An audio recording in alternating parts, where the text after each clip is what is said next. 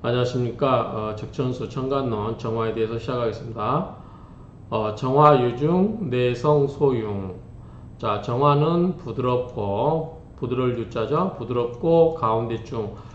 정화는 부드럽고 가운데 성질을 가지고 있다. 그래서 이 중자를 뭐 중용으로 해석하신 분도 있고 하는데, 국어사전에 보니까 중정이란 말도 괜찮을 것 같아요. 그래서 어느 한쪽으로 치우치거나 모자람이 없는 그런 거를 말한다고 해요. 그래서 한쪽으로 지나치거나 모자람 없이 굵고 올바름 또는 그런 모양을 중정이라는 말이 있기 때문에 그냥 이렇게 중정으로 해석을 하겠습니다. 정화는 부드럽고 중정을 이루어 즉 한 군데로 한쪽으로 치우치지 않고 그런 말 정도로 이해하시면 될 것 같아요.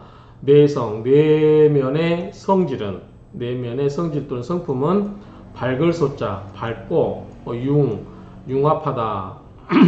저는 그냥 융자를 융합한, 보통 때 융합할 때 이렇게 많이 쓰니까 융통스러운 뭐 이 정도로 해석을 할까 싶어요. 직역 그대로. 그런데 이제 해석을 보시면 우리 책을 보시면 내면의 성질이 밝고 화창함으로 이렇게 해석하신 분이 있고요. 내면의 성질이 밝고 화창함으로, 자, 융자를 화창함으로 이렇게 해석하시는 견해도 있고, 그 다음에 내성이 밝고 지혜로우며 이렇게 해석하시는 분도 있어요. 보니까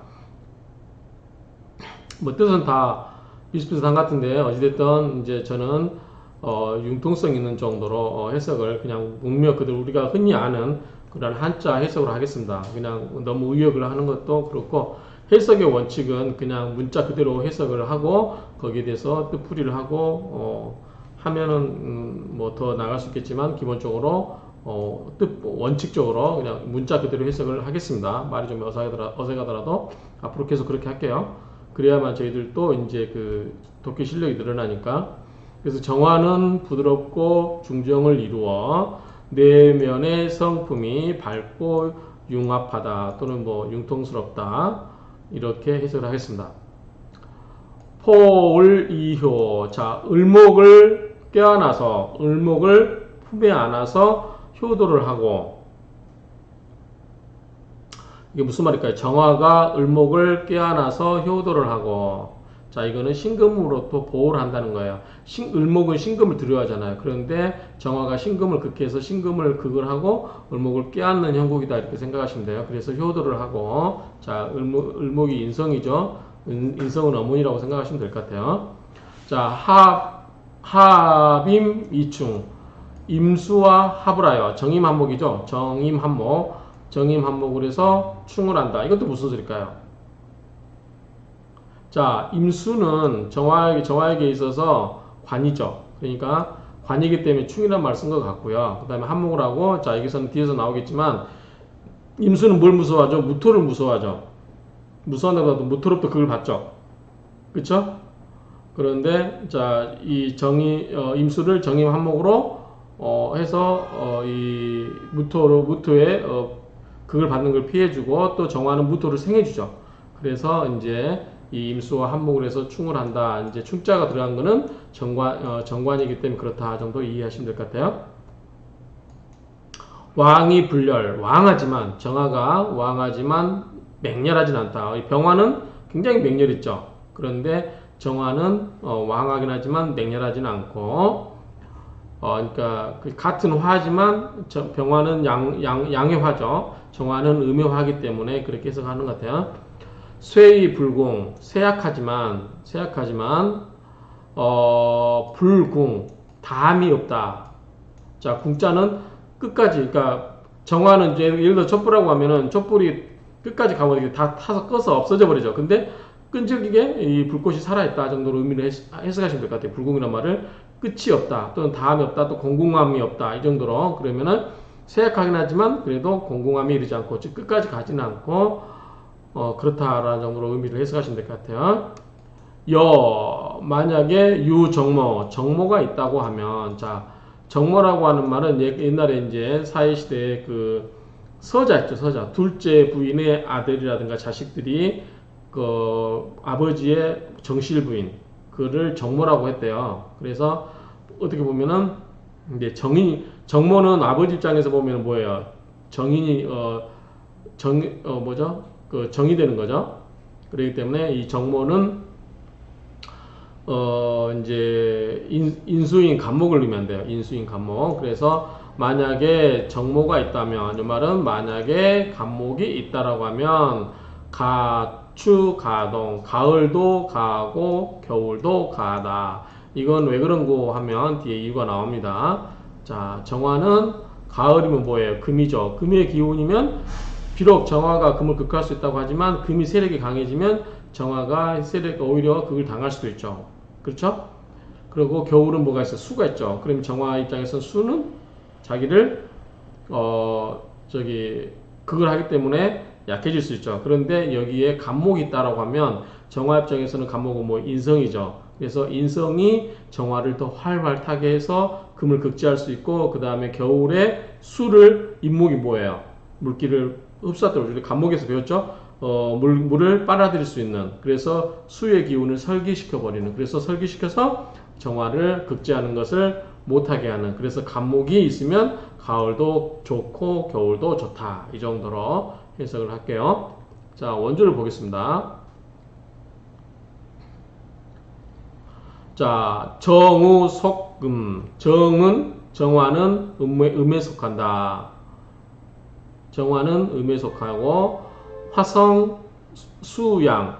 불의 성질은 원래 양이죠. 불의 성질은 원래 양이고, 양이지만 유의 득기 중이라. 화는 비록 양이긴 하지만 부드럽고 또 그 중정을 가지고 있다. 중정을 얻었다.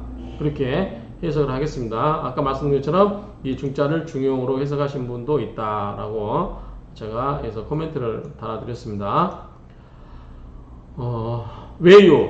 밖으로는 부드러워서 순하고, 외유 순. 밖으로는 부드럽고 순해서 이. 그리고 내면은 문명. 그리 밝다. 그리 밝다. 문명하다. 내면에서는 그리 밝다. 이게 무슨 말일까? 그냥 문명을 이렇게 해석했어요. 이렇게 했는데, 이걸 또 문체가 빛나니, 뭐 밝게 빛나니 이렇게 해석하시면 되는데, 그냥 같은 의미 같아요. 확대 해석하면. 그래서 외부로는 부드럽고 순하고, 내부적으로는 문장이 밝으니. 내성. 문장이 밝으니까 뭐 촛불 켜놓고 공부한다 생각하시면 될 것 같아요. 정화는 촛불이라고 생각하시면 될 것 같아요. 그래서 촛불 켜놓고 공부하는 거라고 생각하시면 될 것 같아요. 문명. 이렇게까지 하시면 좀 이해하기는 쉬울 것 같아요. 내성. 내부의 성질은 어찌기. 내성 기 불소융호라. 내부의 성질이, 내면의 성질이 어찌 밝고 융통스럽지 않겠는가. 융합하지 않겠는가. 을 비정지 정모야라. 을은 정의 정모가 아니다. 그렇죠? 편인이죠, 편인. 정모는 정인이야 되는데 이건 편인이기 때문에 정모가 아니다라고 이해하시면 될 것 같고요. 을외 신이 정포지. 자, 을은 신금을 두려워한다. 그런데 정이 이를 깨어나 버린다. 그러니까 지는 이제 대명사죠. 지시대명사니까 을을 받겠죠. 자, 을은 신금을 두려워하죠. 근금목으로 신금을 두려워하는데 정이 을을 깨어나 버린다. 그렇죠. 그리고 또 뭐예요? 정화가 신금을 극을 하죠. 그래서 신금이 을목을 극하는 것을 막아주죠. 그래서 효도를 한다는 거예요. 불약. 이는 뭐뭐와 같지 않다. 자, 병, 포, 갑. 병화는 간목을 깨어나요. 그런데 병화는 그 기세가 맹렬하다 그랬어요. 화기가 너무 충천하다 그랬어요. 그렇기 때문에 간목은 뭐예요? 마른 나무라고 보는 거죠. 전주에서는. 간목을 껴안고 있으면 어떻게 돼요? 간목이 너무나 그 병화의 뜨거운 기세에 의해서 간목이 다 타버릴 수 있는 거죠. 그래서 병화가 간목을 껴안고, 그리고 오히려 이 반 능분 간목냐라. 오히려 간목을 태워버릴 수 있는 것과 다르다. 불약이니까요.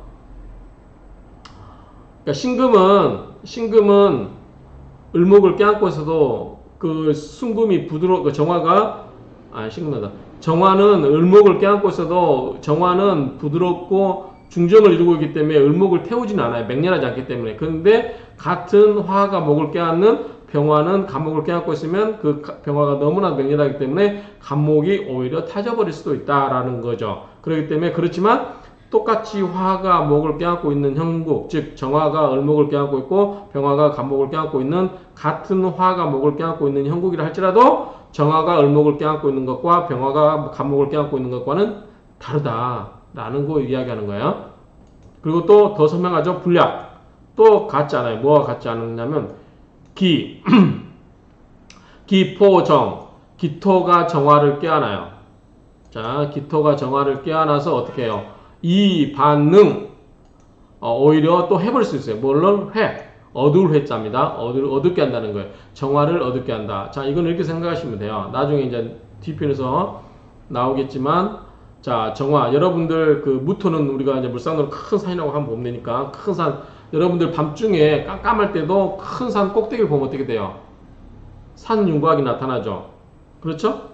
그런데 넓은 그 평야 같은 데 가면 밤이 깜깜하면 도대체 이 땅이 구별이 안 되죠. 그렇죠? 그러니까 산은 보면 윤곽이 나와요. 그러니까 무토를 보면은 약간 윤곽을 알 수 있는데 평야 같은 데 가면은 기토인 그런 데 가버리면 불기운이 전부 빨려 들어가 버려서 땅에 포함이 땅에 딸려 들어가서 기운이 불빛이 전혀 안 느껴져요. 그런 것처럼 이 정화는 기토에 있을 때 이 정화의 불기운이 어떻게 된다? 땅이 흡수돼 버려서 정화가 굉장히 희미해져요. 그렇죠? 이렇게 생각하시면 돼요. 그래서 기토는 이제 넓은 들판이라고 생각하시면 되니까 기토가 정화를 깨안으면 오히려 이 정화를 어둡게 하는 것과 다르다. 그렇죠? 결국 여기서 하고 싶은 이야기는 뭐냐면 정화는 을목을 껴안고 있어도 을목을 보호해 주지만 병화는 간목을 껴안고 있을 때 간목을 태워버릴 수 있고 또 기토는 정화를 껴안고 있을 때 정화가 어떻게 된다? 희미해져 버리고 그러니까 정화가 을목을 그대로 껴안고 있으면서 그 본성을 지켜주는 것과 달리 간목은 병화를 태워버리고 기토는 정화를 어둡게 해버리는 그렇기 때문에 껴안아주지만 다르다는 거죠. 그러니까 그런 이제 정화의 이제 장점을 이야기하고 있는 거라고 보시면 돼요. 그래서 기효의호인이라 그 효성이 무엇과 다르다? 사람과 다르다. 이건 이렇게 해석하시면 될 것 같아요. 그냥 우리 사람은 효도를 하면 효심이라고 하는 거는 똑같은 거잖아요. 누가 어찌됐든 간에 뭐 아들이 하거나 자식이 또 자녀가 아버지를 하거나 아버지가 할머니를 하거나 아니면 어머니가 또 뭐 할아버지라거나 할머니라고 똑같잖아요. 효라고 하는 거는. 그런데 이 오행에 있어서 이 인성에 있어서는 뭐가 다르다? 그 오행의 성질의 차이에서 오는 그 사소한 부분에서 디테일한 부분은 차이가 있다 라는 정도로 의미를 파악하시면 그래서 같은 효지만 사람의 효와 이 오행에 있어서 효는 차이가 있다 라는 정도로 이해하시면 될 것 같아요. 임이 정지 정군야라. 임수는 뭐예요? 임수는 정화의 정군이다. 임금이죠. 자, 정관입니다. 정관이죠. 그러니까 정자가 붙은 것 같아요. 관이기 때문에 군을 쓴 거고. 임의 무의 정합지. 자, 임수는 무토를 두려워하는데 정화가 이를 임수와 자, 지자는 임수죠. 지시대명사 임수와 합을 합니다. 그래서 정임합 목을 이루죠. 그래서 목이 돼가지고 오히려 무토를 극을 할 수가 있어요. 무토가 임수를 극하려다가 정화가 있으면은 오히려 임수를 극하려다가 무토가 극을 당할 수 있어요. 또 외부로는 즉 무휼은 뭐예요? 우리가 이제 뭐 도와준다 생각하면 돼요. 궁유를 여겨서 도와준다. 무토 이 정화가 무토에게서는 인성이죠. 화생토니까. 그래서 이 무율 즉 도와준다라고 보면 될 것 같아요. 각주를 한번 볼까요? 자, 무율 중국말로는 뭐 이렇게 해요. 푸슈 이렇게 되는데 무율하다. 어려운 처지에 놓인 사람들을 불쌍히 여기어 위로하며 물질로 도와준다. 이 정도로 이렇게 이해하시면 됩니다. 그러니까 도와준다. 그렇죠? 정화는 무토를 도와주죠. 그렇기 때문에 뭐할 수 있다. 사역의 의미죠. 뭐뭐 하게 하다. 무토 불기 임냐라. 무토가 임수를 기만하지 업신여기지 못하게 할 수가 있다라는 거죠. 그렇죠? 자, 정화는 임수와 합을 해요. 그리고 정화가 또 무토를 생을 해줘요. 그렇게 함으로써 토국수 하는 무토가 임수를 토국수로 극을 하려고 하는 것을 막아줄 수 있다라는 거죠. 이게 외적인 거고요. 자, 내적인 거는 내즉 뭐예요? 정임함 목이라고 했죠. 내즉 암화 목신. 자, 목이 됩니다. 한목이 돼서 그래서 또 하게 해주죠. 무토 불감항호 임야라. 자, 목국토. 물론 이제 합을 해서 생겨난 목이긴 하지만 그 목이 무토를 극을 함으로써 감히 임수에 대항하게 하지 못하게 한다라는 거죠. 기충이호인이라. 그것이 사람의 충과 다르다. 이것도 아까 효가 다른 거 똑같은 것 같아요. 우리가 사람에게 있어서 임금에게 충성은 다 똑같죠? 물론 사람의 이제 마음에 따라 다를 수는 있겠지만 어쨌든 충성이라고 하는 거는 다 본질적으로 동일하다고 보면 돼요. 근데 이 오유행의 충성은 좀 다르다라고 보면 될 것 같아요. 그 정도로 해석하겠습니다. 생어하령. 자, 여름에 태어나면 뭐가 정화가 여름에 태어나면 뜨겁죠. 여름에 태어나면 병화를 비록 만난다 할지라도 여름이니까 병화를 본 것 같아요. 여름에 태어나면 병화를 비록 본다 할지라도 만난다 할지라도 특별히 양보한다. 불조기염. 그래서 특별히 양보를 해서 이 기염 불꽃염자죠. 그 병화에 이글거리는 그 불꽃에 동조를 하지 않는다. 도와주질 않는다. 그 말이에요. 도와주질 않는다. 그래서 불지어열이라. 맹렬함에 이르게 하지는 않는다. 아까 정화는 중정을 이룬다고 그랬어요. 부드럽고 중정을 이루기 때문에 병화처럼 맹렬함에 이르게 하지는 않는다. 그러니까 병화를 여름에 태어난다 할지라도 여름의 정화는 병화처럼 맹렬함으로 바뀌는 것은 아니다. 정도로 의미 파악을 하시면 될 것 같아요. 생어추동. 자, 가을과 겨울에 태어나고 득일 간목. 간목을 하나 얻으면 그런즉 이지불멸하라.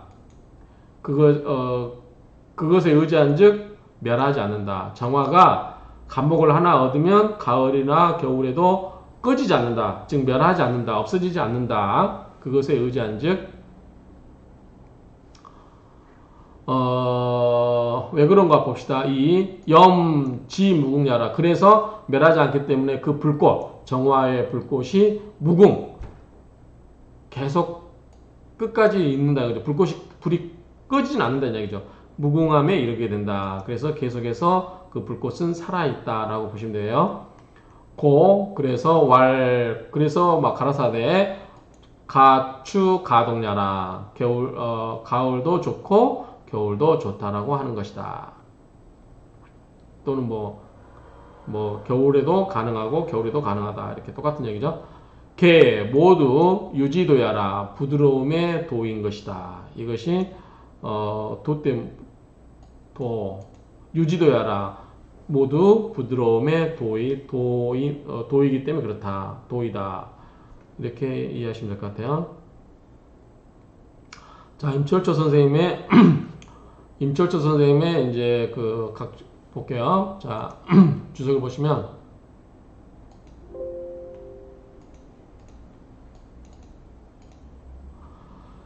정비 등촉지위. 정화는 촉을 의미하는 거 아니다. 등은 뭐예요? 그냥 우리가 흔히 제가 계속 설명하면서 촉불이라고 막 그러는데 이런 걸 이야기하는 것은 아니다라는 거죠. 등촉을 말하는 것이 아니고 병화와 비교해서 보면 병화와 비교한 즉 부드럽고 중정을 이룬 것이다. 이루었을 뿐이다. 그냥 정화가 어떤 특별하게 이 등촉을 의미하는 것은 아니다. 그런데 단지 병화와 비교해서 보면 부드럽고 중정을 이루었을 뿐이다. 내성 소융자, 내면의 성질이 밝고 융합한, 융통스러운 또는 융합한다라고 하는 것은 또는 뭐 아까 보면은 다른 선생님들 견해에 의하면 뭐 화창하거나 뭐 이렇게 어쨌든 이 내성 소융자라고 하는 것은 이게 이제 여기서 말하는 거죠. 이 내성 소융자라고 하는 것은 문명지상이라 문명의 상이다. 문명. 자, 문명은 하나씩 끊었으면은 그럴문 밝음명자잖아요. 문장의 밝음이라고 해석했지만 그냥 우리가 인간이 만들어낸 문명이라고 보면 어떨까 싶은 생각이에요. 인간이 만들어낸 문명. 자, 이렇게 생각하시면 돼요.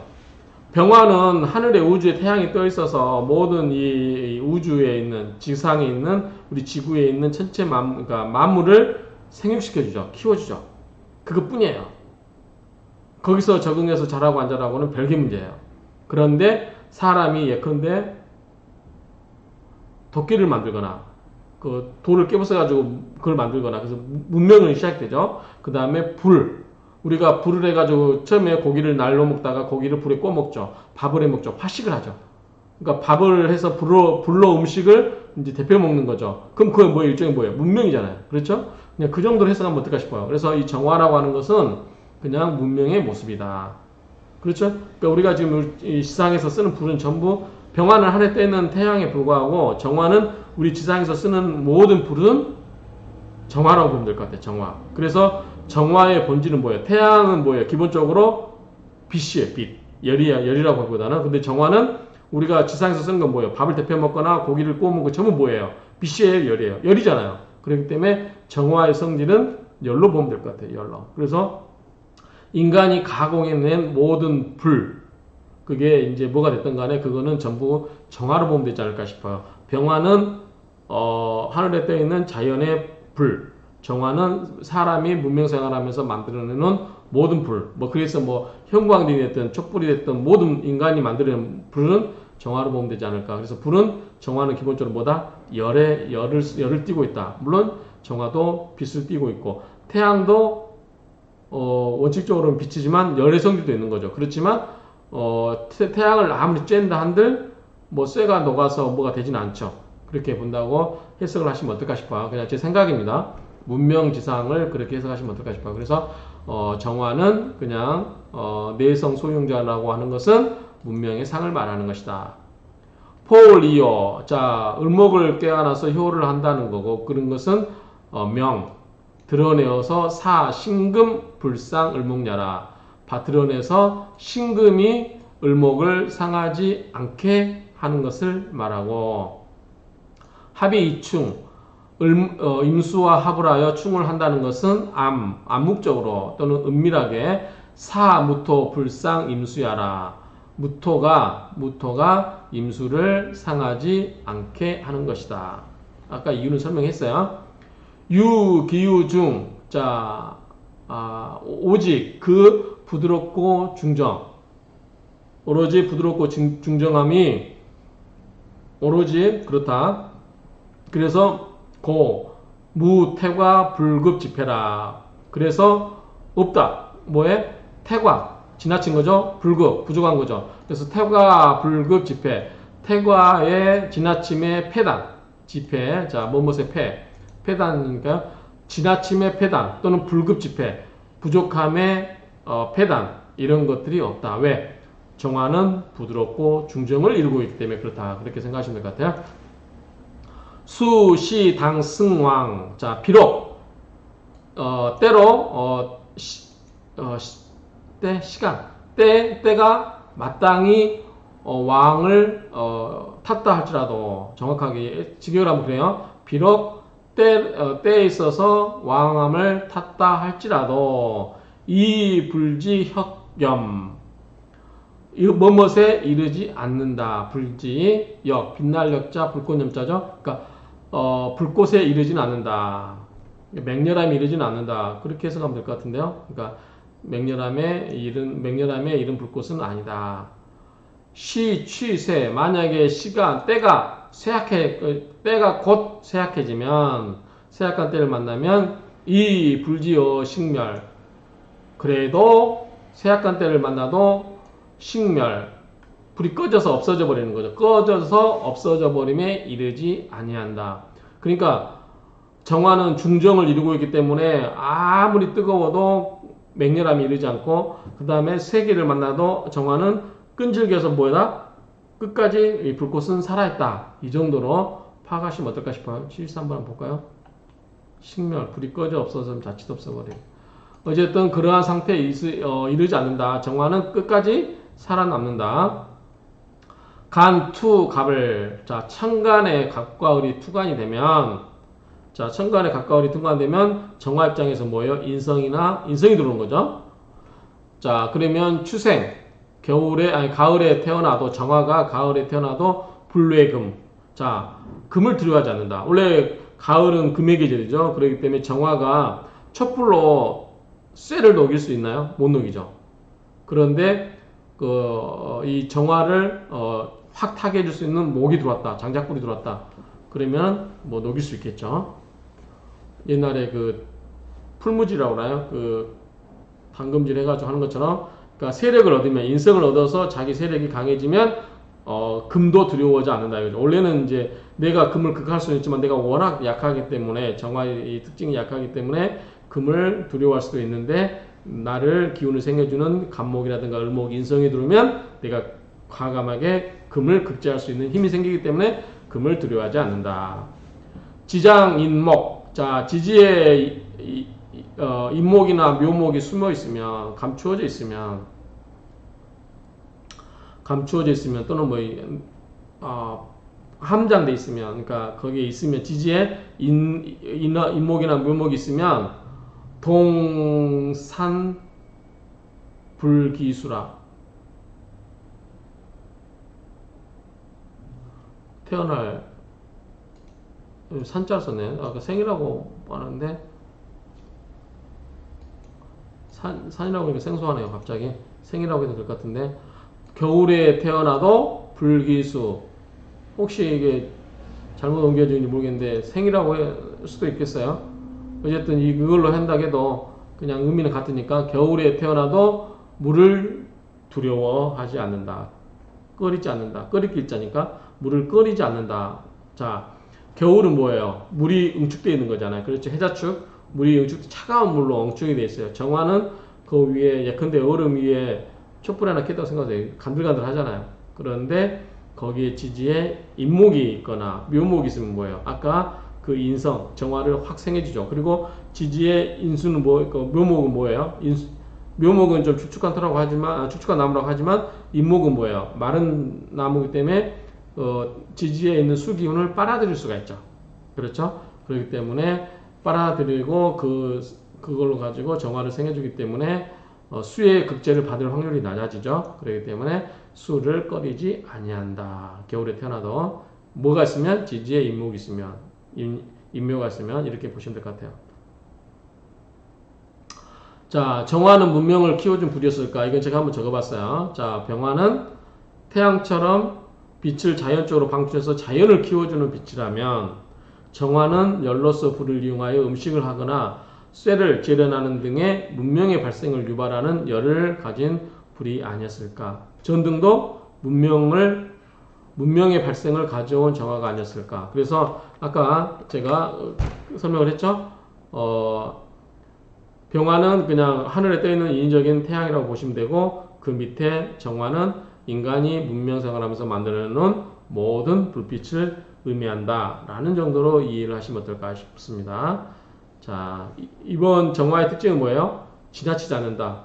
부드러울 중, 가운데 중. 그래서 지나치지 않고 중용을 항상 이루고 있기 때문에 아무리 맹렬해도 열에 이르지 않고, 맹렬함이 이르지 않고, 아무리 세약해도 멸하지 않는다. 이 정도로 정리를 하시면 될 것 같습니다. 이상으로 정화를 마치겠습니다.